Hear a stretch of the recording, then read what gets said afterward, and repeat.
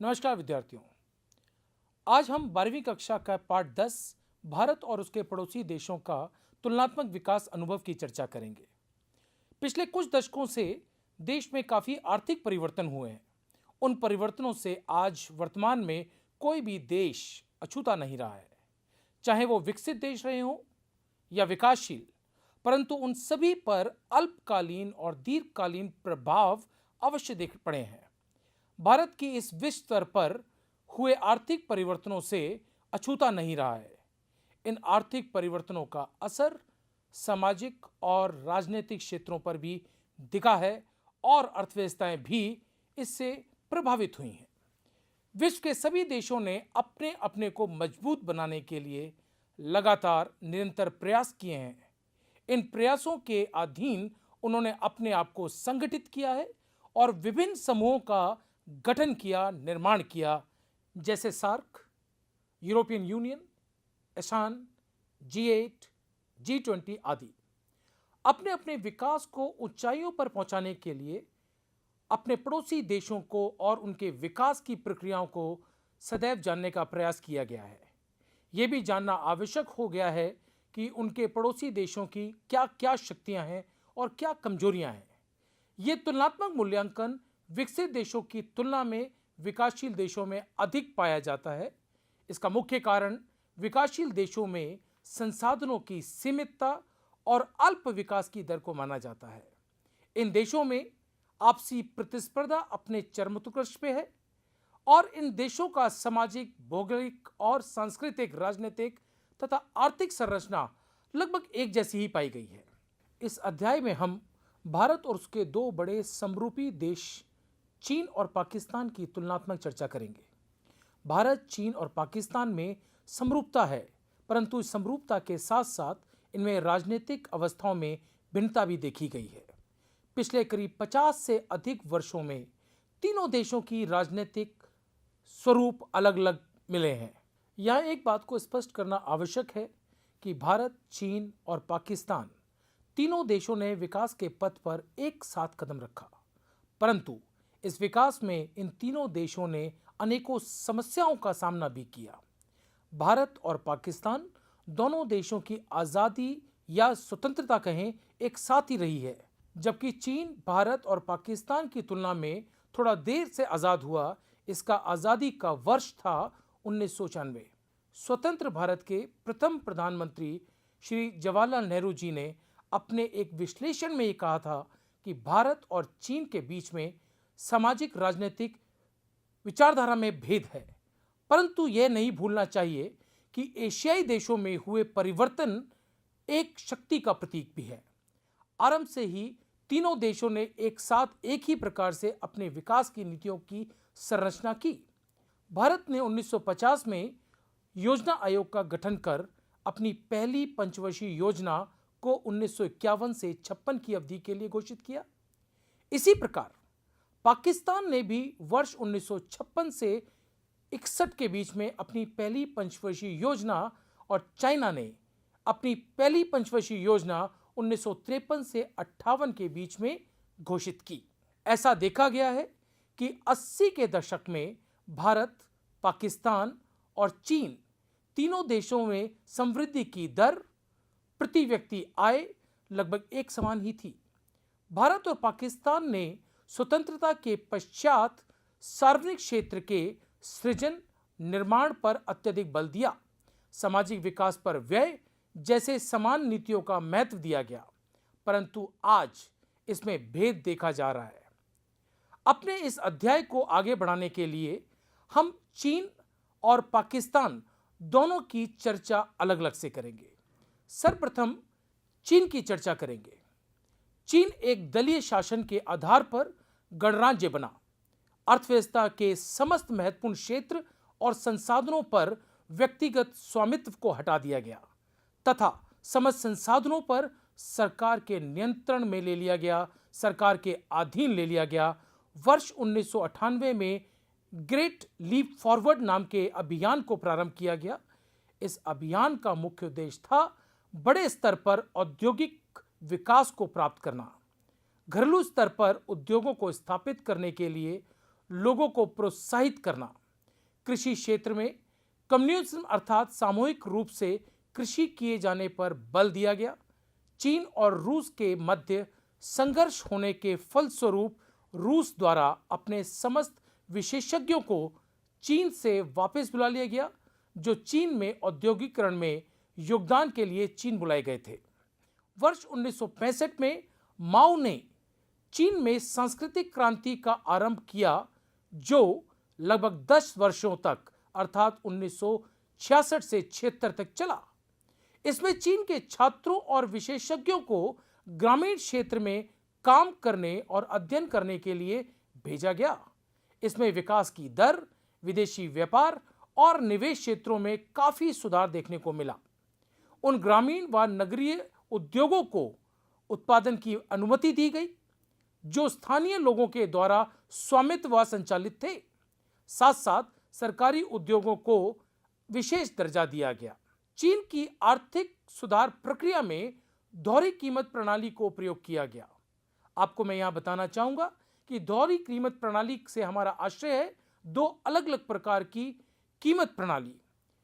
दोहरी कीमत प्रणाली में चीन के समस्त किसानों को और औद्योगिक इकाइयों से अपेक्षा की गई कि वो सरकार द्वारा निर्धारित कीमतों पर अपनी निर्मित माल को बेचें और आगतों को या कच्चे माल को खरीदें।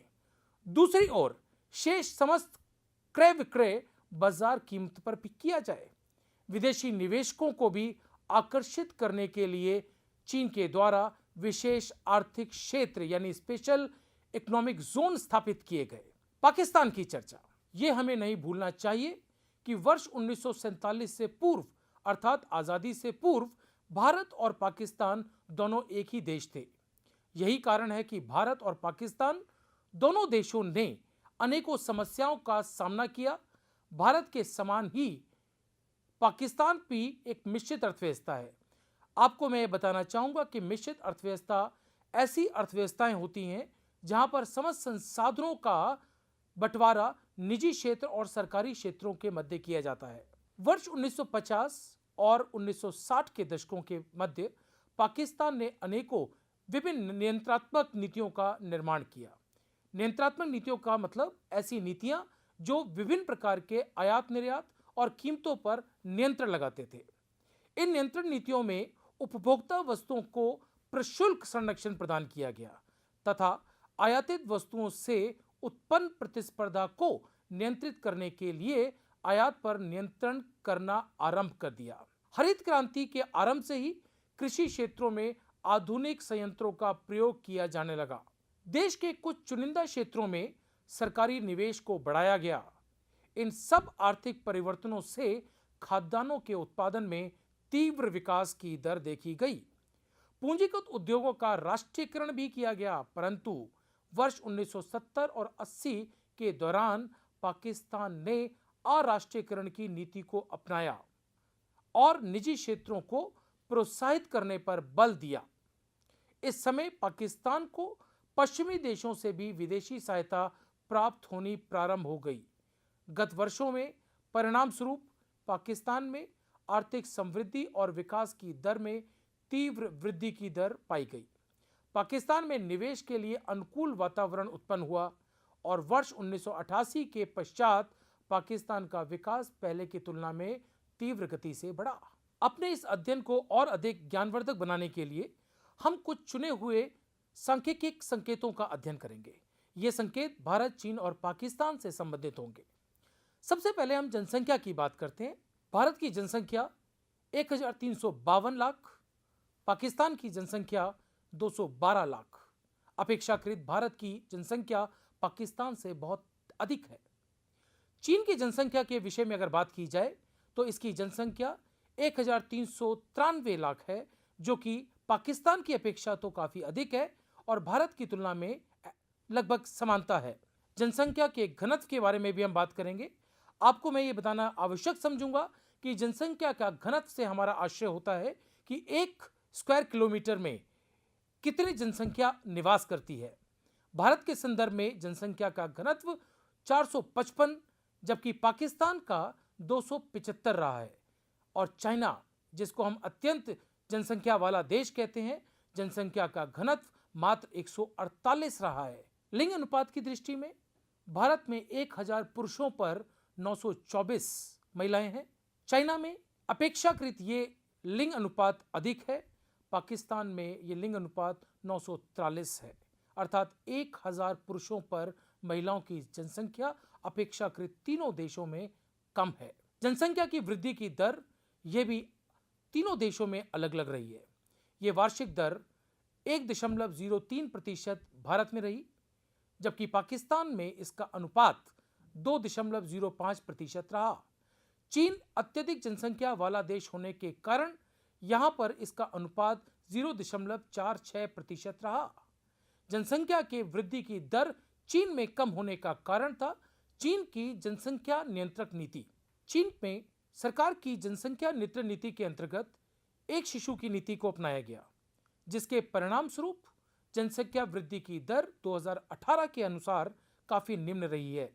यह निम्नता भारत और पाकिस्तान की तुलना में काफी नीचे स्तर पे थी।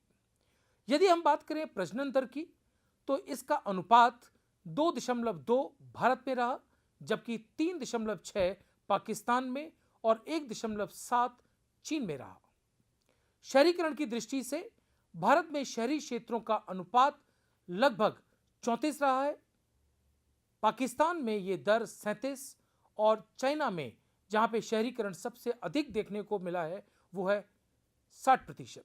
शहरीकरण की दृष्टि से हमारे पास उपलब्ध आंकड़े 2018 के हैं। भारत के संदर्भ में ये 34, चाइना के संदर्भ में 59 और पाकिस्तान की दृष्टि में 37 रहा है। सकल घरेलू उत्पाद की दृष्टि में भारत 5.7, चीन 10.3 और पाकिस्तान 6.3% सकल घरेलू उत्पाद की वृद्धि को दर्शा रहा है। ये आंकड़े 1980 और 90 के मध्य के उपलब्ध हैं। इसी प्रकार 2015 और 17 के आंकड़ों के आधार पर भारत का सकल घरेलू उत्पाद 7.3%, जबकि चाइना का ये सकल घरेलू उत्पाद 6.8 और पाकिस्तान का 5.3% रहा है। सकल मूल्य वृद्धि में विभिन्न क्षेत्रों का योगदान रहा है। ये क्षेत्र रहे हैं कृषि क्षेत्र, औद्योगिक क्षेत्र और सेवा क्षेत्र। कृषि क्षेत्र में भारत का यह योगदान लगभग 16% रहा है। चीन का योगदान 7%, जबकि पाकिस्तान ने 24% कृषि क्षेत्र का योगदान दर्शाया है। उद्योगों की दृष्टि से 30% योगदान भारत का रहा है सकल मूल्य वृद्धि में, 41% आपका रहा है चाइना का और 19% का योगदान पाकिस्तान का। सेवा क्षेत्र में अपेक्षाकृत पाकिस्तान का योगदान भारत और चीन की तुलना में अधिक रहा है। भारत का योगदान 54%, चीन का योगदान 52, लेकिन पाकिस्तान का योगदान 57% के आसपास रहा है। कार्यबल का वितरण भी प्रतिशत में दिखाया जा सकता है। कार्यबल का से हमारा अभिप्राय है देश की जो हमारी वर्किंग पॉपुलेशन होती है, जो कार्यशील जनसंख्या होती है, उसको विभिन्न क्षेत्रों में जो बांटा गया, उस बटी हुई जनसंख्या को हम कार्यशील जनसंख्या कहते हैं। कार्यबल का वितरण प्रतिशत में दिया है। दोस्तों, यहां पर आपको मैं बताना चाहूंगा कि कार्यबल से हमारा अभिप्राय ऐसी श्रम शक्ति से है जो देश के विभिन्न क्षेत्रों में कार्यरत होते हैं। भारत के दृष्टिकोण में कार्यबल 3 क्षेत्रों में विभाजित किए जाते हैं: कृषि क्षेत्र, औद्योगिक क्षेत्र और सेवा क्षेत्र। कृषि क्षेत्र को हम प्राथमिक क्षेत्र भी कहते हैं, औद्योगिक क्षेत्र को हम द्वितीय क्षेत्र भी कहते हैं और सेवा क्षेत्र हमारे देश के तृतीय क्षेत्रों में शामिल होता है। भारत की कुल जनसंख्या का 43% भाग कार्यशील जनसंख्या कृषि क्षेत्र में कार्यरत है, जबकि यह अनुपात चीन के अंदर मात्र 26% ही है। पाकिस्तान में कार्यशील जनसंख्या का 41% भाग कृषि क्षेत्र में लगा हुआ है, जो सकल मूल्य वृद्धि में अपना योगदान दे रहा है। इसके विपरीत औद्योगिक क्षेत्र की अगर चर्चा की जाए तो भारत की कार्यशील जनसंख्या का लगभग 25% भाग औद्योगिक क्षेत्र में कार्यरत है, जो कि चाइना के पाकिस्तान की तुलना में लगभग समान ही है। चीन के अंदर यह अनुपात 28% और पाकिस्तान में यह अनुपात लगभग 24% के आसपास रहा है। सेवा क्षेत्र की दृष्टि में अर्थात तृतीय क्षेत्र की दृष्टि में भारत का योगदान कुल कार्यशील जनसंख्या का लगभग 32% रहा है, जो कि चीन की तुलना में काफी कम है। चीन की आबादी का लगभग 46% भाग कार्यशील जनसंख्या सेवा क्षेत्र में कार्यरत है, जबकि पाकिस्तान में यह अनुपात 35% है। मानव विकास सूचकांक, ये आंकड़े हमें 2015 और 18 के उपलब्ध हैं। ये आंकड़े हमें मूल तौर पर किसी भी देश के विकास के मापदंड के बारे में दर्शाते हैं। मानव विकास सूचकांक के आंकड़े हमें 2015-18 के उपलब्ध हैं। इन आंकड़ों का विश्लेषण करके हम किसी भी देश के वास्तविक विकास का मापदंड देख सकते हैं। मानव विकास की सूचकांक के अगर हम आंकड़ों को देखें तो भारत का ये आंकड़ा 0.647 और चीन का 0.758 रहा है। भारत की तुलना में मानव विकास का सूचकांक चीन के तरफ अधिक वजन देता है। पाकिस्तान के दृष्टिकोण में यह मानव विकास सूचकांक 0.560 रहा है। अगर हम मानव विकास सूचकांक को देश के रैंक के हिसाब से देखें तो भारत का स्थान विश्व के मानव विकास सूचकांक में 129वां है और पाकिस्तान का स्थान 152 है। अगर विकास की दृष्टि में देखा जाए तो भारत की तुलना में चीन का स्थान काफी अच्छा है और यह विश्व के 85वां स्थान रखता है। इसी प्रकार जन्म के समय जीवन प्रत्याशा, ये आंकड़े हमें वार्षिक उपलब्ध हैं। भारत के अंदर जन्म के समय जीवन प्रत्याशा 69.4% रही है, जबकि पाकिस्तान का दर अपेक्षाकृत कम 67.1% रहा है। चीन ने इन आंकड़ों के अंदर काफी उछाल दिखाया है। चीन के दृष्टिकोण में जन्म के दौरान जीवन प्रत्याशा अपेक्षाकृत भारत और पाकिस्तान से काफी मजबूत दिखी है, जो कि 78.7% वार्षिक नजर आई। इसी प्रकार अगर हम प्रति व्यक्ति आय के बारे में बात करें, आपको यह मैं बताना चाहूंगा कि प्रति व्यक्ति आय का मूल्यांकन हम अमेरिका के यूएस डॉलर से इसकी तुलना करते हैं। प्रति व्यक्ति आय भारत के संदर्भ में 6,829 रही, जबकि पाकिस्तान की प्रति व्यक्ति आय जो कि 5190 रही। चीन एक विकासशील देश होने के बावजूद काफी अच्छी मजबूत प्रति व्यक्ति आय को दर्शा रहा है, जो कि 16,217 यूएस डॉलर उपलब्ध हो रही है। इसी प्रकार गरीबी रेखा के लिए यदि हम प्रतिशत में आंकड़ों का विश्लेषण करें तो भारत में करीब 7.4% आबादी गरीबी रेखा के नीचे निवास कर रही है, जबकि यह दर मात्र 46.4% पाकिस्तान में है। चाइना की अवस्था काफी गौर करने लायक है। एक आधुनिक देश, एक तकनीक से भरा देश, एक विकासशील देश जहां पे जनसंख्या का प्रकोप है, इसके बावजूद गरीबी रेखा का निम्न स्तर देखने को मिला। चीन के अंदर ये गरीबी रेखा के नीचे की जनसंख्या मात्र 7% पाई गई। मातृत्व मृत्यु की दर भी इस विश्लेषण का एक भाग है। इसका अनुपात में प्रदर्शित करना आवश्यक है। मातृत्व मृत्यु दर भारत में 174% रही है, पाकिस्तान में 178 और चीन में इसका निम्न यानी 27% रही है। इसी प्रकार से कुपोषण के शिकार बच्चों की प्रतिशत भारत की अपेक्षा चीन के अंदर काफी निम्न पाई गई है। भारत में कुपोषण से शिकार बच्चे मात्र 37.9%, पाकिस्तान में 37.6%, जबकि चीन में ये 8.1% ही पाए गए। शिशु मृत्यु दर की अगर हम बात करें तो भारत में ये प्रति हजार 29.9% और पाकिस्तान में 57.2% पाए गए। चीन के अंदर शिशु मृत्यु दर मात्र 7.4 प्रति हजार पाई गई। भारत के निर्यात और आयातों का विश्लेषण भी इस अध्याय का एक भाग है। भारत के निर्यातों के बारे में विश्लेषण करना भी इस पाठ का एक उद्देश्य है। यह निर्यात 2018-19 में चीन के साथ बढ़कर 1,17,229 करोड़ का हो गया, अर्थात मूल तौर पर यह विकास 2.6% के आसपास देखा गया। इसी प्रकार पाकिस्तान के साथ जो निर्यात था 2,341 करोड़ का था, जो कि वर्ष 2018-19 में बढ़कर 14,226 करोड़ का हो गया। यहां विकास की दर 3.7% रही। इसी प्रकार आयात की दृष्टिकोण से 2004-5 में चीन को भारत के आयात की दृष्टिकोण में 2004-5 के दौरान चीन को कुल आयात किया गया 31,892, जबकि 2018-19 के दौरान भारत के आयात रहे 4,92,079। ये रही 10.3%। भारत द्वारा पाकिस्तान से किए गए आयात 427 करोड़, जबकि 2018-19 के दौरान पाकिस्तान को आयात 3,476 करोड़ का किया गया। यह आयात की वृद्धि दर लगभग 5.1% रही। आज के इस पाठ को पढ़ने के पश्चात हमने भारत, पाकिस्तान और चीन के तुलनात्मक अध्ययन किया। अध्ययन के पश्चात हमें ज्ञात हुआ कि भारत को विकास के लिए किन किन मापदंडों की आवश्यकता है और किस तरह से भारत, चीन और पाकिस्तान के आंकड़ों का विश्लेषण करके हम भारत के विकास की दर को बढ़ाने की चेष्टा कर सकते हैं। नमस्कार।